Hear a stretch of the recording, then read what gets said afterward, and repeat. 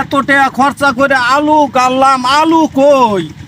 হ্যাঁ, এই আলু যদি না হয়, আমি এক ঠ্যাং দিয়ে এত কষ্ট করে আলুগুলো গাললাম আমি। হ্যাঁ, আসসালামু আলাইকুম। ওয়ালাইকুম আসসালাম।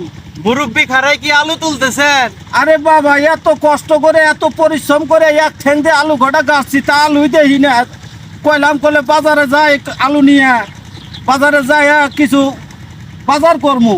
আলুর যে বর্তমান দাম মুরব্বি, কে আলু হয় নাই? আলুই হয় নাই।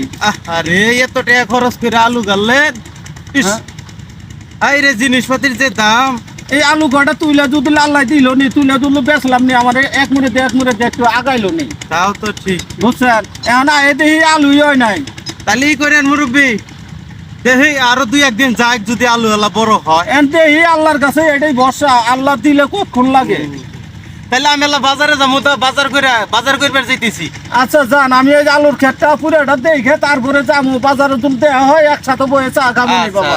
আসি তাইলে। আসসালামু আলাইকুম। আরে কষ্ট। আচ্ছা।